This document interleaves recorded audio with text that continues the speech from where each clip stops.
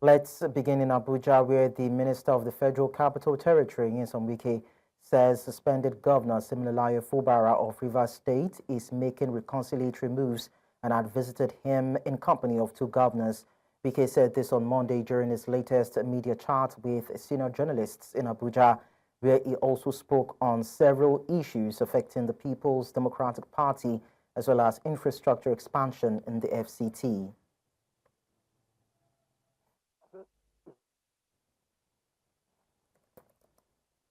Sometimes you will not understand it.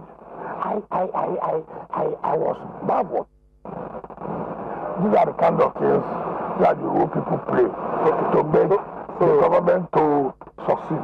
People who are focused that my concern is how will this government succeed for the benefit of the people, not what I, as the first lady, will get. All right, we have to leave it here. Now we know that the first lady is after your heart, or is the person after your heart. Is somebody who wants the success of the administration. Okay. All right, let's leave it there. Quick one. Where do you stand on this proposal to set up a State House of Assembly for the FCT? Short one. Are you in support of that bill? Well, I know that bill is pending. It will be difficult. Okay. Because FCT have not been, well, we operate as if it was state, but have not been given that full status of the state. Will the House of Assembly ensure that? If you do that, then it will mean that it has a full organ of full state. Yes. All right. Yes. Okay. But after it has a CJ of FCT, the judiciary is there. Yeah. So if you do that, now that will complement it. That will now fill up the vote. All right. In the meantime, the People's Democratic Party has set up a committee to reconcile aggrieved members ahead of its National Executive Committee meeting. The committee is set to be headed by our former Senate President, Bukola Saraki.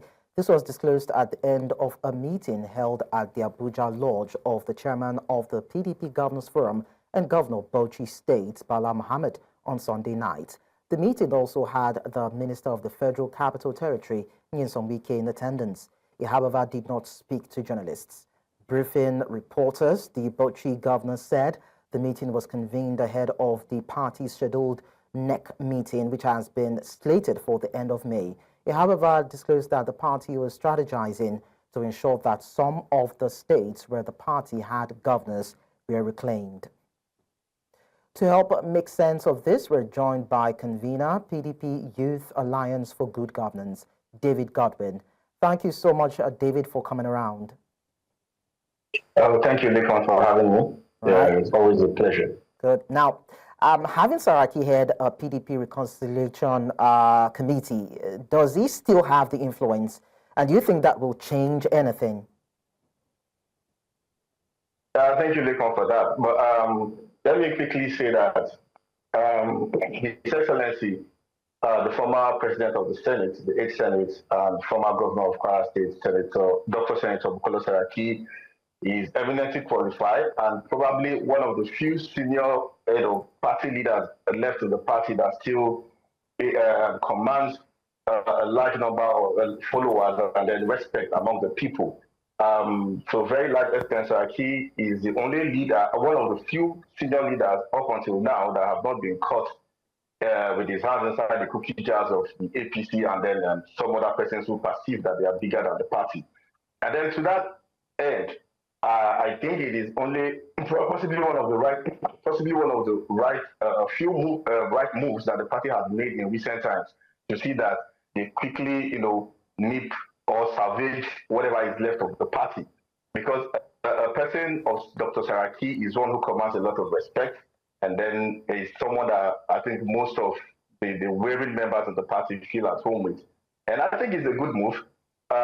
With so many wrongs that have been happening in the party, and then the party refusing to take decisive actions, I think Saraki is one person that can actually, salvage some of the whatever is left of the party as we speak.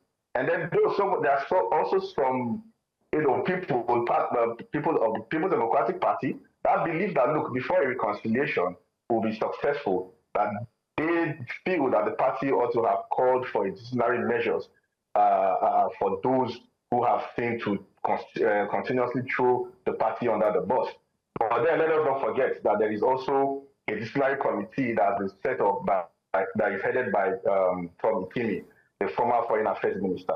So for all of this, I think that is a good decision. I mean, in recent times, this is probably one of the few decisions that the party has taken. Okay. So we are hopeful that Dr. Saraki should be able to salvage what is left of the party. Okay, but this is a Saraki that had intervened in several PDP crises in 2020 and 2022, but that didn't efficiently stop the balkanization of the party. And the issues still revolve around Atiku, who is not backing down, Wike, who is still disgruntled and talking tough, and governors who we don't know where their allegiance lie. What difference would this make? Well, I would like to disagree on some of the things you just said, that it borders on Atiku refusing to back down. I mean, I'm not Atiku's spokesperson, but then again, I do not think that within the constitutions of the Federal Republic, 1999 as amended, and also the constitutions that guards the People's Democratic Party, I do not think that anybody who has, what it takes and have met the qualifications as the governing rules of the party and the Federal Republic of Nigeria is concerned should, be asked to step aside and not contest. Having said that, I do not see how Atiku is the problem here. And then again, if you are talking about Wike trying to tear the party down, nobody has stopped Wike from not contesting elections in the People's Democratic Party. But the grievances of Wike was probably part of the reasons why these whole, problems have actually lingered for a long time. And then I would also like to appeal to Wike that he has to understand that the PDP is bigger than one single person. You understand? Nobody has asked him not to contest election. If he feels he has what it takes, I mean, let him throw his hat in the ring and then, slug it out with other contestants. But for you to constantly think that some person is standing as a barrier or a stumbling block between your aspiration, that is what is a no, because it is not a crime to aspire. Then back to the issue of Dr. Saraki, who has one time chaired the reconciliatory committee of the PDP. And then it is also not true that his committee did not, stop the balkanization of the party to a large extent. And then I can tell you that to a very large extent that the former reconciliatory committee that was ably chaired by the person of Dr. Saraki, the offshoot of that, committee is probably still what is even holding the party together up until now. Because I'm aware that several meetings were held. I'm also in the know that several interventions were made. So many stakeholders, were interfaced with by Dr. Saraki to see how we can actually resolve some of these issues. And then it is untrue to say that reconciliatory committee was not successful. All right. Okay. So let's leave those actors alone and look at the Akwa Ibom and Delta State governors, including some party members in various states that have either defected or endorsed President Tinubu for a second term. Can these reconciliation efforts swing these people back? Well, nothing is impossible. You see, politics is most times like a mystery, in as much as it's very strategic, and then some persons will say there is also a place of mathematics in it. But then I would like to tell you that we are not foreclosing anything, and then all options are still on the table and everything is possible. And then politics, they say, is also about numbers. And then if the reconciliatory committee, as chaired by Dr. Saraki, will be able to bring these people back, and then, it's not, I don't think it's something that is above waters. We can still get our people back. We can still get I'm talking to the governor of Akwa Ibom to reconsider his stance and see how we can salvage this. Because at the end of the day, it is not about PDP, it is about our country, Nigeria. Because we are first of all Nigerians before any political party, divides us. So we are still leaving everything open, and we are positive and hopeful that the Dr. Saraki's, the 7-man reconciliation committee should be able to salvage some of these issues. Okay, before I let you go, I just need your honest reaction on this. Now, based on your observation, are there some people within the fold of the PDP that may need to be expelled for this peace move to work? Leko, you asked for my honest opinion, and I'm going to give it to you and Nigerians. I think I own Nigerians. and most of all, I owe myself the truth. The fact is that for us to even be able to, attain any form of, reconciliation, long-lasting reconciliation, members who have been seen to have gone against the party should be disciplined. And then I want to say this.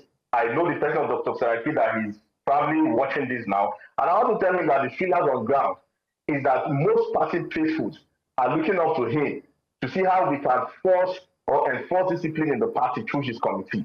And I say this with all form of sincerity, that we are looking up to him, and he must, as a matter of fact, because we believe in his leadership, he must, as a matter of fact, bring us some of these solutions. Because if there are no disciplines in the party, then we are just wasting our time. Because again, it shows that anybody can come, involved with anti-party activities, and then he knows nothing is going to happen. And then he just goes on air and rants, sets up ring lights, and rant, because he or she knows that nothing is going to happen. So if every members are not punished by some of the measures stipulated in our constitution, then all this whole thing at the end of the day, I'm sorry to say, is a joke. Mm-hmm. But then again, like I said, this is an opportunity for me to convey most of the things that PDP faithfuls are saying about this reconciliation committee headed by Dr. Saraki. And I know Dr. Saraki that is someone that has, the party at heart, and he listens. He must be seen to enforce discipline in the party. All right, thank you so much, David Godwin, for sharing your thoughts with us. Thank you, Nico. My pleasure. Of course. We're going to break now on the news. When we return, UTME candidates to sue JAM over technical glitches amid mass failure. We'll bring you the details in a short while. Join us again.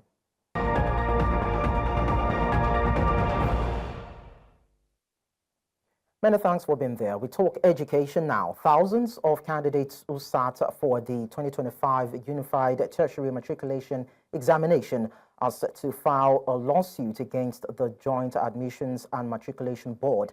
This follows widespread complaints of technical glitches and incomplete questions that allegedly marred the exam.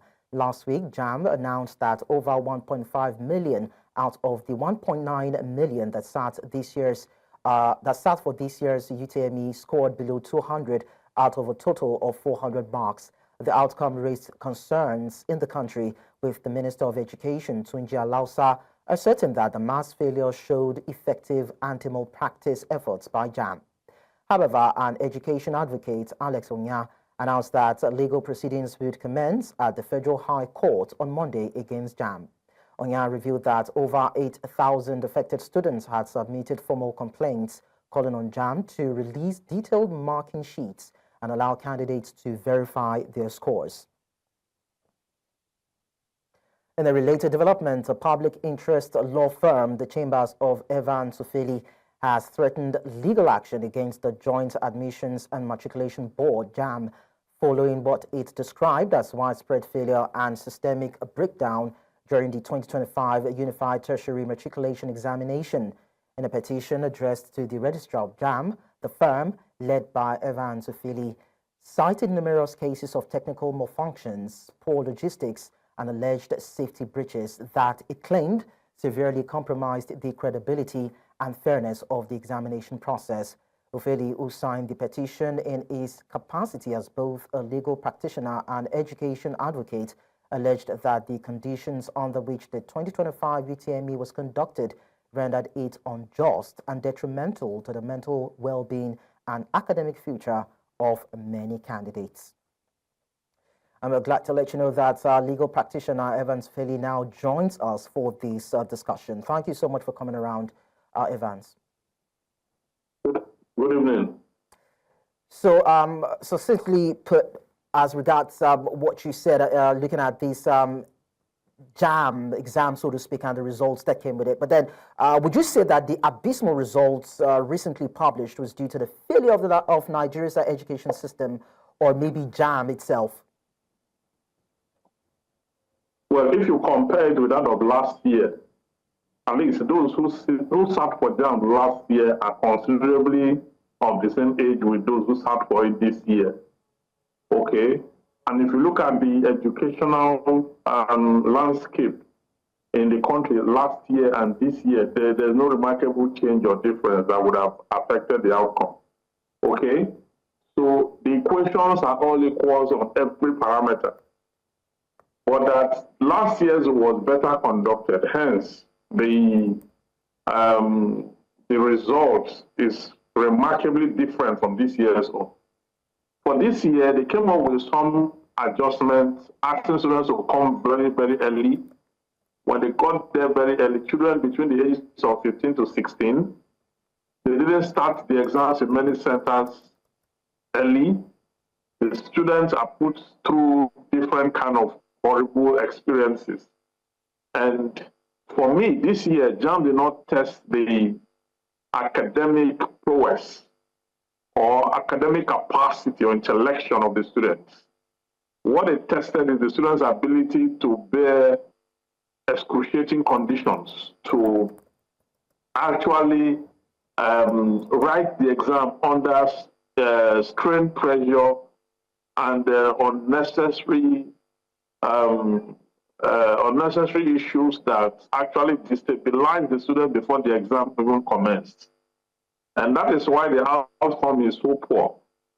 The outcome is poor because you don't subject children to that kind of horrifying condition just because they want to write exams.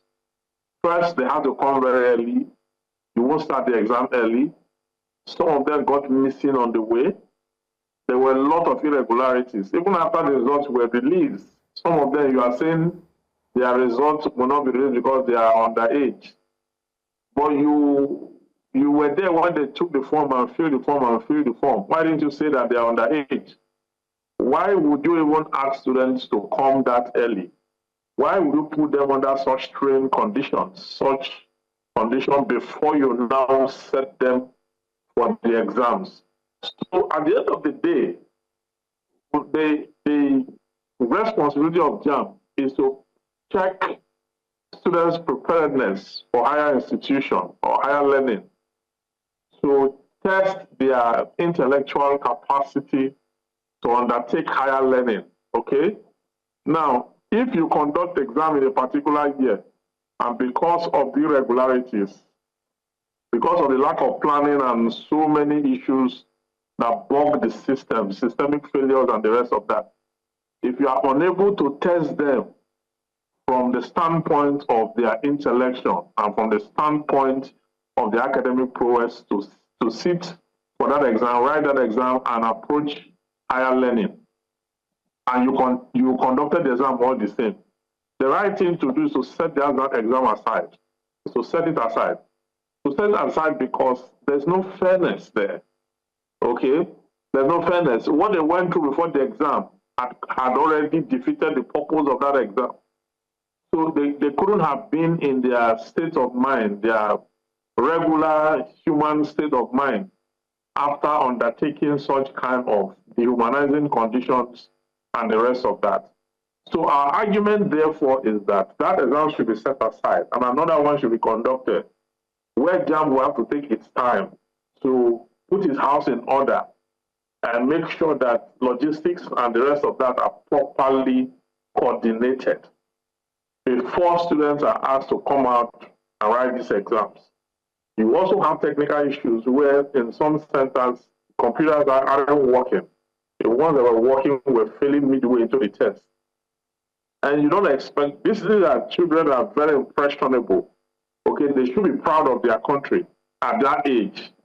They should embrace and trust their country to deliver, to them the dividends of being a citizen. And because they are very young and impressionable, whatever it is we throw at them at this level, at this age, Evans, can you hear me? It's going to go a long way to determine how they will embrace the country's future. All right, well said. I want to believe you can hear me anyway. I'd like to find out what your reaction would be as regards the Education Minister saying that the high failure rates in the exam was as a result of strict government anti-malpractice measures. The Education Minister really didn't get it right when he made that statement. I don't know why he was celebrating the mass failure. The students didn't do well. What you should be talking about is what were the causes, the remote and immediate causes for this. The last year they did better. Why did they do better last year? Why did they perform so low this year? What are the immediate causes? He needs to engage on research to find out the variables that change the course of things, the variables that change the outcome for this year. Those variables must be documented, properly documented, and they have to be used as the indices for future preparation for this test, for this examination. Higher institution is a big deal. Okay, education is the ornament of prosperity and refuge in adversity. The investments of a nation on education, on its citizens, determine the future of that country. So it is so important, it is so critical. I don't know why, when we come out to for elections, we spend more money to organize elections and to organize elections and all that and still mess it up. But when it comes to organizing education, we don't do much. We don't give it national importance and credence. We are supposed to give it credence and national importance, given the sensitivity and the legacy that education stands and bear in the country. So the minister should rethink and revamp himself and the system. And then the registrar of JAM must be called to caution, because I have seen how he's going about addressing complaints in ways that are not hospitable. We need to have a robust educational system that will deliver, that will give students, the hope and aspiration and the dream they require at that age to, really undertake this test and do their best and get into the higher institutions that contribute to the development of Nigeria. Okay. It is quite very critical. All right, so I'm actually not sure if you're part of those calling for the sack of the education minister, but then, JAM has called for a probe over alleged technical glitches during the examination. And you're also calling for a cancellation and a receipt. Can this actually placate the situation? Well, whatever it is does, it depends on how they go about it. The court will decide. The courts have the power, not the law, to set it aside. Okay, because the variables, the evidence, the empirical facts that ground that case, that warrant that it be set aside, is quite very clear before us. Okay, the level of injustice and unfairness that we're meting out on these children is not good for them at any stage. We should be able to equalize opportunities. Okay, that is what civilized democracies do. Equalize opportunities. Equalize opportunities will mean that all the details, you dot all the I's and the T's in the preparation for these children to have claimed this opportunity to go to our institution. But yes, I've gotten over 80 phone calls today from different parents complaining from all over the country about what happened to their children, how they wrote the exam, the outcome. There was a lady that had over 265 or thereabouts last year, wrote it this year and got 155. And so many other cases, sundry cases all over the country. It tells you that something is wrong with the institution in question. Either its leadership is not prepared, or there's something fundamentally wrong with that institution that organizes that exam. And because it is a gateway to our higher institution, we must address that issue. If it means we have to cancel this one and retake it, let them do it and do it proper and do it well. If it means they have set the students, who, whichever way it is, something must be done to placate the situation. All right. Evan Sufeli, thank you so much for talking to us. We hope that the agencies will take this in their stride and do what is needful to salvage the situation. It was nice talking to you. Yeah. Meanwhile, the the immediate past national vice president of the Academic Staff Union of Universities, Chris Pewona, professor of medicine and consultant psychiatrist, has been elected the union's national president. Pewona, former dean of students affairs at the University of Jos, Plateau State, emerged victorious at an election during the union's 23rd National Delegates Conference, which commenced on Thursday, May 8, and concluded on Monday, May 12, at the University of Benin in Benin City, Edo State. The new president defeated his opponent at Damu Babayo, a professor from Abubakar Tafawa Balewa University, Bauchi State, Northeast Nigeria. The immediate past president of the union, Emmanuel Oshodeke, who was elected on May 2021, has handed over to his successor. Let's now go on our short break. When we return, we'll bring you more stories. Do stay with us.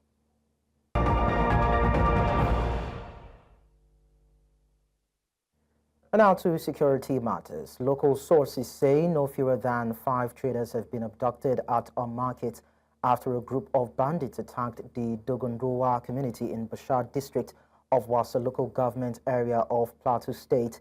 The bandits reportedly burgled shops and business centers, cutting away huge quantities of food items and medicines. Shapi'i Sambo, a youth leader in Wase, said that the bandits arrived at the community around 11 a.m. on motorcycles when residents and visitors were transacting businesses, forcing people to flee the markets and their homes.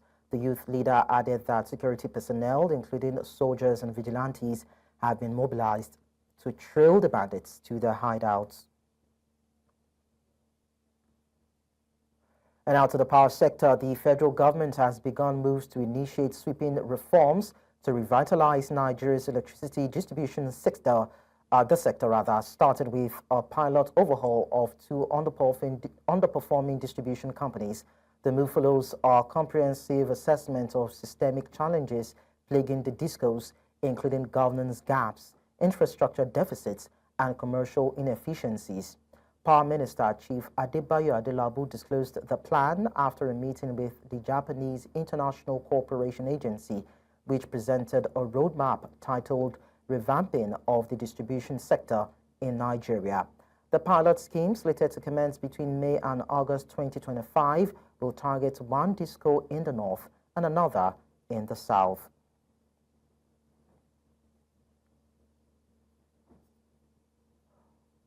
Coming up on the news, African Union denounces external interference in Sudan's protracted war. We'll bring you more details after this short timeout. Do stay with us.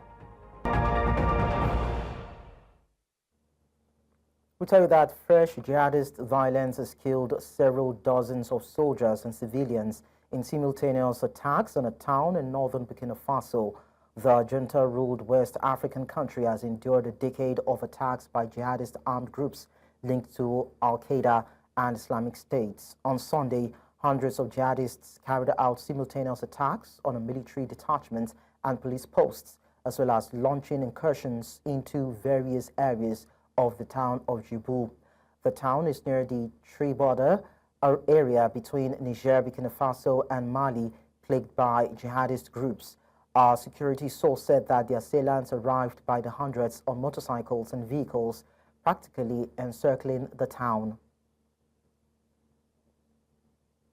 The African Union says it would not accept any interference in conflict-racked Sudan after paramilitaries fighting the army were accused of receiving weapons from the United Arab Emirates. The war between the regular army and the paramilitary rapid support forces since April 2023 has killed tens of thousands, uprooted 13 million, and sent shudders through East Africa and beyond. Last week, the Sudanese government severed diplomatic relations with the United Arab Emirates, accusing it of supplying weapons to the RSF. Amnesty International has also accused the UAE of supplying weapons to the RSF in violation of a United Nations arms embargo. Abu Dhabi has rejected the claims, saying it is baseless. Je crois qu'ils sont déjà allés devant la Cour internationale de justice et la Cour, je crois, s'est jugée incompétente pour pouvoir se prononcer sur cette question. Il y a des mécanismes qui permettront au gouvernement soudanais de pouvoir apporter ces preuves qu'il dit détenir contre l'ingérence de ce pays dans les affaires intérieures du Soudan.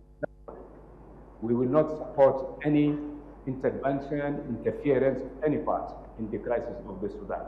The Sudan dialogue, the Sudan the resolution of the Sudanese crisis should be done through a process led by the Sudanese themselves. Away from that, Lesotho is one of the world's smallest and poorest economies, and for its people, survival already demands resilience. But for those living with disabilities, the challenges are even more daunting, turning what should be a fight for dignity and inclusion into a double challenge. Many disabled people in Lesotho face significant barriers to access to basic services like healthcare, education, and employment. No clear pathway or support systems have been established to help them navigate these obstacles. As a result, they are often left marginalized, struggling to find a place in society that should be inclusive and supportive. News Central's Bongani Siziba explores the living conditions of disabled people in Lesotho. In the heart of southern Africa lies Lesotho, a land of breathtaking mountains and resilient people. But beneath its beauty lies a harsh reality for many of its most vulnerable. Life for many with disability is a daily battle. No easy pathways, no accessible services, just survival. Being disabled in one of the world's smallest and poorest economies is a double case. For many, the journey to a better life is fraught with many obstacles. Meet Ntianta Nhlalo, a mother and a grandmother living on the outskirts of Maseru. Her world is one of the constant struggle. Without a wheelchair or mobility aid, Ntianta navigates her daily course by crawling. She tends to her small garden, growing vegetables to sell, her only means to earn a living and care for her family. Ke na le bokoa ke na le ditlhoko tse tsa go bele gare ke na o di theya ka go kgona go phetha mabaka ke tla bophelo te ke phela ka gore ke bone gore ke rekisa morogo ke itema ke rekisa morogo ke bona ke ntse ke tlhoka gore mmuso o mpo go thusa gore tšhelete nyenyana re kgone gore re iphedise. Service delivery remains a dream for most people living with disability in Lesotho. It's a society where stigma runs deep and the path to knowledge is riddled with obstacles. For many like Ntianta Nhlalo and her peers alike, the daily grind is a relentless fight against hunger, sickness and depression. Ba sa kgone ho ikgannela re fumane ba sa kgone ho iphushela mmuso re thusa gore batale o thusa ka gore Ntianta is not alone. 55-year-old Ntwensi Sipeya was not born disabled. Like many others in Lesotho, her path to dignity and independence remain blocked. Her needs often go unnoticed and her struggles remain unseen. Every day she wakes up and sits under this shade to sell goods. The money she earns is barely enough to feed herself and her family. Bophelo ba ka ba letsatsi le letsatsi ke gore jwale ha ke le tjena ha eba ke setse ke le mo bana ba sekolo taba ko gore jwale ha ke dutse ka tlung ha ke kgone ho ineletsa dijo hobane ha ke kgone ho tsamaya ha ke dutse hodima bethe ha ke theoha ke dula hodima wheelchair impane ha ke tlo tseba ho etsa letho hobane ke sebedisa letsoho le leng lena la left ya le sebetse. Social support for disabled individuals is a fundamental right, yet remains out of reach for many. No accessible pathways have been created to help them, leaving many isolated from the knowledge and resources that could lift them out of poverty. Modise Foso has been an inspiration to his peers. He visits Ntwensi and others just to give them support and hope. He says Lesotho is a society where stigmatization still runs deep and acceptance is elusive. Yes, we don't access services as much as other people are accessing the services because as people with disabilities, for us, even if the services are free, we need to hire someone to help us to go to those services. You know, the government is not providing or taking the services from the offices to the people. So we need to go where the services are. These are some of the challenges. And also when it comes to the education, you know, our school system does not does not accept most of us. Discrimination and misunderstanding always deepens the wounds of those already battling physical and emotional pain. Addressing these challenges requires compassion, action, and a commitment to change. Because every individual, regardless of ability, deserves a chance to live with dignity. In Lesotho, the struggle for the disabled isn't just for survival, it's a fight for dignity, for recognition, and most importantly, for a right to exist within the society that overlooks them. In Maseru, Lesotho, for News Central, Bongani Sizeba.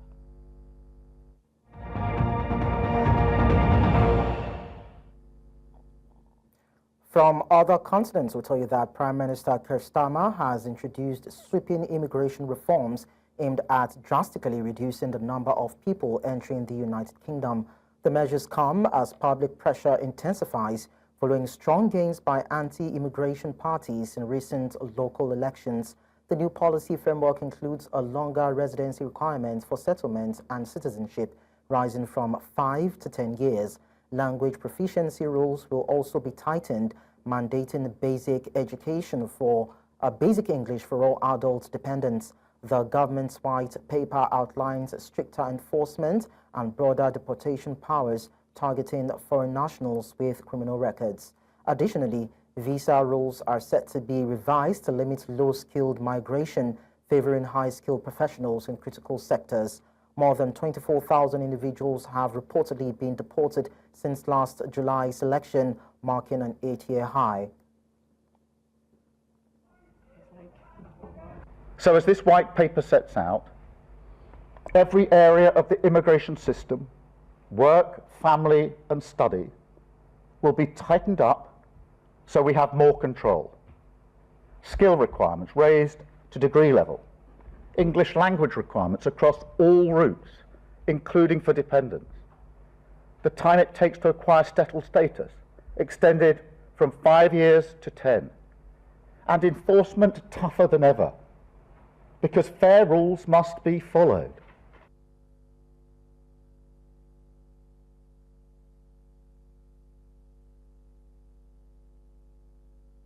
Now we tell you that European Union Foreign Policy Chief Kaja Kallas stated that a ceasefire is a prerequisite for any negotiations to end the war in Ukraine. Her remarks came ahead of a ministerial meeting in London where European leaders are discussing further support for Kyiv. Kallas expressed concern that Moscow is not engaging sincerely, accusing the Kremlin of using diplomatic overtures as a delay tactic. She stressed that sustained pressure must be applied to Russia to stop its military aggression. The EU continues to back Ukraine with military and economic aid while urging a resolution that respects Ukrainian sovereignty. The conflict, now in its third year, has resulted in widespread devastation and remains a top priority for European foreign policy. We'll bring you business and sports stories in a bit. To stay with us, we'll be back. In business, gold prices tumbled on Monday, dropping over $120 per ounce to a one-week low below $3,250 following a U.S.-China trade breakthrough. The two nations agreed to a 90-day pause on new tariffs and a temporary reduction of existing duties, with the U.S. cutting tariffs on Chinese goods to 10% and 20% on items related to fentanyl concerns. These trade detente bolstered investor sentiment, leading to a flight from safe haven assets like gold. The U.S. dollar strengthened and U.S. stock futures surged, further pressuring gold prices. Technical indicators suggest that gold faces resistance around $3,300 with support near $3,200.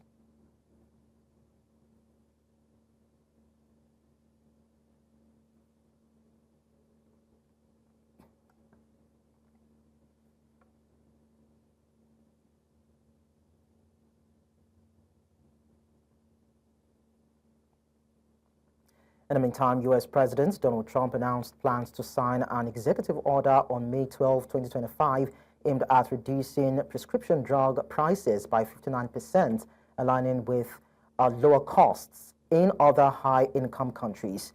The policy, known as Most Favored Nation pricing, seeks to address the disparity where Americans pay nearly 3 times more for medications than residents of other developed nations.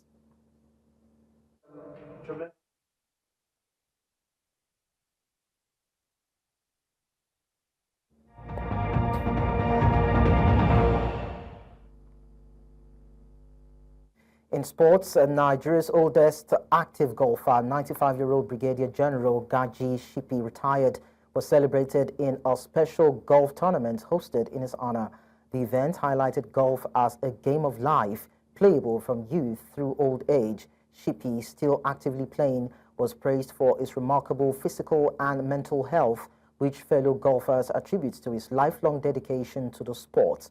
The tournament, held at the Rayfield Golf Club in Jos, Nigeria's oldest golf course, brought together golfing enthusiasts who lauded the celebrants' inspiring lifestyle. Awards were presented to Shapi'i and other deserving players. The event also reinforced the benefits of golfing, not only for fitness, but also as a sustaining activity for healthy aging. It's a game of life. Even the rules of golf reflect how our lives, are governed daily. So you find out that everything about golf helps you to regulate your life. And then, of course, in terms of physical fitness, it's a game that can be played to any age, as you can see, depicted here today. So there's nothing like you get too old and you can't play again. That's something that we should bring to the attention of people, that we still have men that at a certain age where others will have given up, they were still pushing and they were still forging ahead. We're praying that God Almighty would allow some of us who are young ones to be able to achieve that age that he has achieved. Not only achieving it, he's achieving it in good health. He's achieving it with a lot of strength, as you can see. I'm playing golf about between 30 when I started, but every time I was caddy. I started 1933 when I started that golf course. I'm a caddy. And that's all at this hour, but before we go, we'll look at our major stories again. Federal Capital Territory Minister Nyesom Wike has claimed that suspended Rivers Governor Siminalayi Fubara visited him to seek reconciliation. Candidates have said they will sue JAM over technical glitches as body orders review of mass failure of the UTME exam. We also told you that African Union has denounced external interference in Sudan's protracted war. Well, you can send your eyewitness report to the WhatsApp number on the screen. And while you do that, follow us on social media. We are at News Central TV. You can equally watch us live on DSTV channel 422, GoTV channel 23, Star Times channel 274, Avo TV, and YouTube. Many thanks for watching. I am Lekon Obanjo.